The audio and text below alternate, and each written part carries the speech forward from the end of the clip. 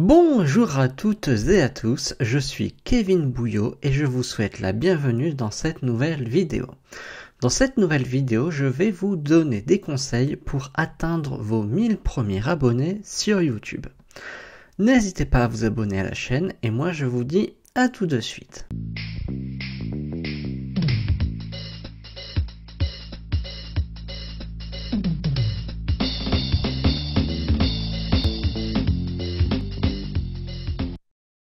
Bien, commençons. Vous avez donc ouvert une chaîne YouTube et vous voulez donc augmenter votre nombre d'abonnés pour atteindre les 1000 abonnés.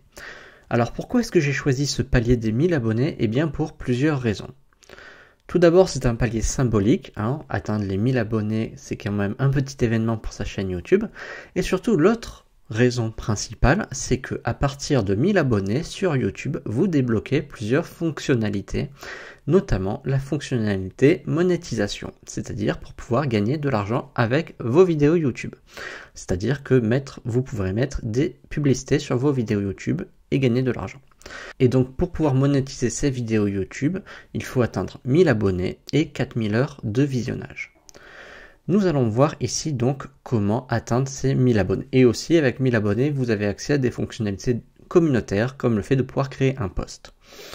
Donc comment atteindre ces 1000 abonnés sur YouTube? Vous avez peut-être mis en ligne des vidéos et vous n'avez pas beaucoup d'abonnés et vous vous demandez certainement pourquoi. Plusieurs conseils à vous donner. Tout d'abord, l'une des clés sur YouTube pour réussir, c'est la régularité. Si vous mettez 50 vidéos d'un coup et plus pendant plusieurs mois, ça va poser problème. Ça va poser problème puisque YouTube va se dire que cette chaîne n'est plus active. Et si la chaîne n'est plus considérée comme active, alors les classements de vos vidéos pourraient s'en faire ressentir. Pourquoi? Parce que YouTube donc, aime le contenu frais, le contenu nouveau. Et si vous avez donc mis en ligne une vidéo qui a très bien marché par le passé, mais que vous n'avez plus rien mis ensuite, vous allez constater de fait une baisse dans vos statistiques. C'est pourquoi vous devez être régulier. Alors quand je dis régulier, ça ne veut pas dire mettre 50 vidéos par jour tous les jours. Ça veut par exemple dire mettre une vidéo par semaine. Vous choisissez un jour, le vendredi, vous mettez une vidéo tous les vendredis. Et cela pendant plusieurs mois. Ou alors vous mettez 3 vidéos par semaine. Mais il faut se tenir à un rythme. Alors certes, c'est parfois pas facile, on a des aléas dans la vie qui font qu'on ne peut pas forcément se tenir à un rythme. Mais si vraiment vous tenez à votre chaîne YouTube, ne restez pas 6 mois sans poster de vidéos. Ça va vraiment jouer, je vous l'assure. Ensuite, en plus d'être régulier, vous devez proposer du contenu de qualité. L'une des clés sur YouTube, c'est la rétention. C'est-à-dire que si vous faites des vidéos de 25 minutes et que les gens regardent en moyenne qu'une seule minute, YouTube va se dire que cette vidéo n'est peut-être pas suffisamment de qualité pour être mise en avant dans les résultats de YouTube. Vous devez donc faire des vidéos qui captent l'attention des personnes pour les inciter à regarder une plus grande durée dans votre vidéo. Le taux de rétention moyen sur YouTube est de 30%. Donc si vos visiteurs regardent davantage au-delà de ces 30%, vous aurez de meilleurs positionnements dans YouTube. Ça, c'est l'une des clés à connaître, le taux de rétention. Et ça, c'est quelque chose qui est très négligé. Donc si vous avez un taux de rétention de 5%, forcément YouTube va se dire je vais mettre en avant des vidéos, des personnes, des chaînes qui ont un taux de rétention meilleur. Puisque l'objectif de YouTube, c'est de faire en sorte que les internautes restent le plus longtemps sur son site internet. Parce que ça veut dire que si un internaute reste longtemps, il va avoir plus de pubs et donc rapporter plus d'argent à YouTube. Et si YouTube met en avant des vidéos avec seulement 5% de rétention, les gens vont pas rester longtemps et vont vite quitter YouTube. Et donc vraiment l'intérêt de YouTube, c'est que les gens restent longtemps sur son site. Autre conseil que je peux vous donner, c'est de faire des vidéos dont les thèmes sont recherchés. Si vous faites une vidéo donc d'excellente qualité avec un bon taux de rétention mais qui a que quelques recherches par mois, ça va certes vous apporter des viewers de qualité, mais vous n'aurez que très peu d'abonnés puisque cette recherche sera très peu effectuée. Il existe donc des outils qui permettent de savoir combien un mot-clé est recherché tous les mois. Bien sûr, un mot-clé très très recherché, vous vous doutez bien qu'il y aura de la concurrence dessus.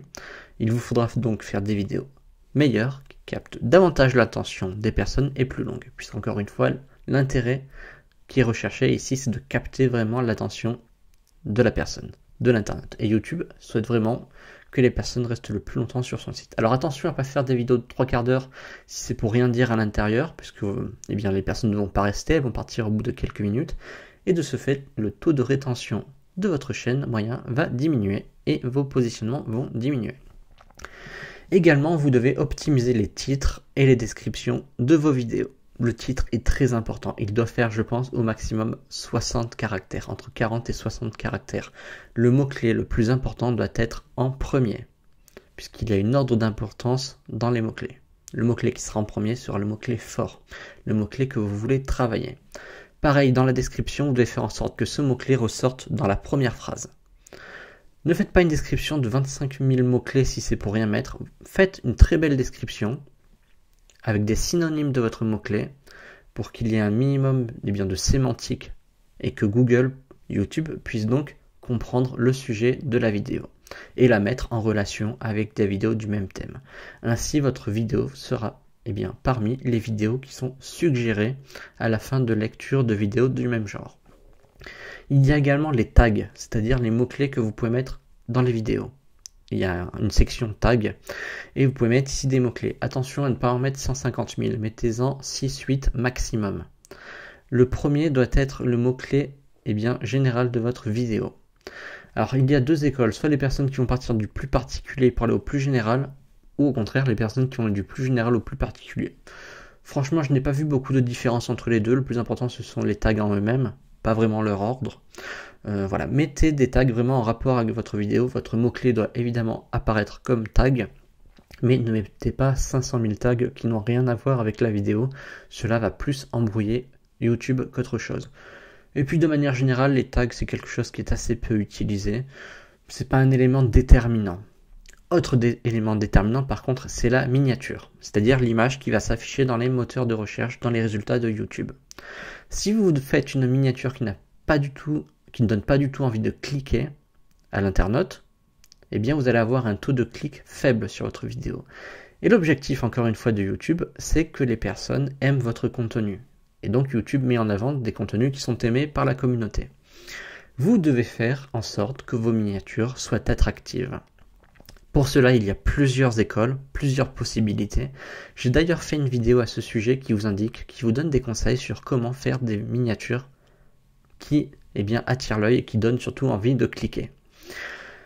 Là encore, plusieurs conseils. Il y a le code couleur qui est très important. Évitez des miniatures blanches puisque la page de recherche de YouTube est blanche. Blanc sur blanc, forcément, ça n'attire pas l'œil. Vous devez donc utiliser des couleurs qui se détachent de YouTube. De la mise en page de YouTube. Si vous utilisez du noir, c'est possible, mais il doit y avoir d'autres couleurs avec. Que du noir tout seul, ça se fait, mais vraiment le taux d'impression, le taux de clic, ne sera pas le meilleur. Alors justement, qu'est-ce que c'est que le taux de clic ? Imaginons qu'il y a 100 personnes qui trouvent votre vidéo sur YouTube dans les résultats, mais qu'il n'y en a que 5 qui cliquent, ça fera un taux de clic de 5%. L'objectif, c'est d'avoir un taux de clic entre 5 et 10%. Voilà, donc après ça dépend vraiment de la position de votre vidéo. Si votre vidéo est tout en premier du résultat de YouTube, forcément vous aurez un bien meilleur taux de clic que si votre vidéo est en 7e ou 10e position. Vraiment, vous avez donc compris qu'une vidéo doit être travaillée sur la forme que sur le fond. Sur la forme pour l'optimiser d'un point de vue YouTube, d'un point de vue sémantique, et sur le fond, la vidéo en elle-même, elle doit capter l'attention. Il faut savoir que l'attention humaine s'effiloche au bout d'un certain temps. Il faut donc la réinitialiser. Pour cela, il faut utiliser ce qu'on appelle des patterns d'interruption, c'est-à-dire des plans qui vont casser d'un coup ce qui est précédent, c'est-à-dire faire un plan complètement différent par rapport au plan précédent. C'est assez complexe à expliquer. C'est vraiment pour que l'attention de la personne se réinitialise. Donc vous parlez, d'un coup vous affichez quelque chose à l'écran en rapport avec votre vidéo et le cerveau humain va recapter l'attention, réinitialiser son attention. Et ainsi, vous allez pouvoir continuer de garder l'attention de la personne pendant plusieurs minutes. Le contenu de votre vidéo doit répondre évidemment aux mots-clés de la vidéo et au titre. Si vous faites une vidéo qui n'a rien à voir avec le titre, déjà, vous allez avoir une cascade de dislikes, c'est-à-dire de personnes qui vont mettre un pouce vers le bas. Vous allez avoir peu de commentaires sur votre vidéo. Et ça, c'est dommage, parce que les commentaires, les interactions avec votre vidéo, que ce soit les pouces vers le haut et même les pouces vers le bas d'ailleurs, les commentaires et les partages, de vos vidéos sont très importants. Ce sont des signaux qu'utilise YouTube. Si vous avez 500 commentaires sur votre vidéo, ça veut dire que votre vidéo est aimée, généralement, ou pas d'ailleurs, mais ça veut dire qu'il y a de l'interaction. Et YouTube peut se dire, tiens, cette vidéo est intéressante, alors je vais la mettre en avant pour que d'autres en profitent. Mais si vous avez finalement très peu de partages, très peu de vues, très peu de pouces vers le haut, très peu d'interactions, eh bien YouTube peut se dire finalement que cette vidéo ne mérite peut-être pas d'être mise en avant par rapport à d'autres. Donc vous voyez que YouTube utilise un algorithme très complexe et si vous mettez vraiment en application tous ces conseils, vous allez voir que votre chaîne va décoller d'un coup. Et ce qui est bien avec ces conseils, c'est que vous pouvez déjà optimiser vos vidéos existantes. Alors bien sûr, vous ne pouvez pas modifier les vidéos en elles-mêmes, une fois qu'elles sont tournées et mises en ligne, c'est pas possible. Il faudrait les supprimer et les remettre en ligne, mais là vous perdrez toutes vos interactions. Et c'est pas l'objectif. Par contre, vous pouvez optimiser les titres, les descriptions, les mots-clés, les vignettes, surtout, vraiment. Gardez à l'esprit que les vignettes, c'est très important, les miniatures des vidéos. Et si vous suivez tous ces conseils, vous allez voir que votre nombre d'abonnés va monter et ce rapidement. Vraiment, suivez ces conseils. Alors bien sûr, une chaîne de gaming et une chaîne sur une thématique très ciblée n'aura pas le même nombre d'abonnés maximal puisque le taux de recherche ne sera pas le même. Il y aura bien plus de personnes intéressées par du gaming par exemple que par un sujet marketing très précis. Mais voilà, même avec des chaînes très ciblées, il est possible d'avoir un nombre d'abonnés intéressant. Mais bien sûr, il y a des marchés, des thématiques qui sont plus recherchées que d'autres et du coup, vous êtes susceptible sur ces thématiques d'avoir plus d'abonnés. Mais il y aura forcément plus de concurrence et du coup, si vous suivez les conseils que je viens de vous donner, il n'y a pas de raison pour que ça ne marche pas. En tout cas, j'espère que ces conseils vous auront aidé à améliorer votre chaîne YouTube. Vraiment, c'est important, il y a peu de personnes qui les connaissent, ces conseils, et tant mieux pour vous, puisque vous allez pouvoir du coup vous différencier en les mettant en application. Si vous avez des questions, n'hésitez pas à les mettre en commentaire. Si vous avez aimé cette vidéo, n'hésitez pas à mettre un petit pouce vers le haut, à vous abonner à la chaîne, et moi je vous dis à très bientôt pour de nouvelles vidéos. C'était Kevin Bouillot. Salut à tous!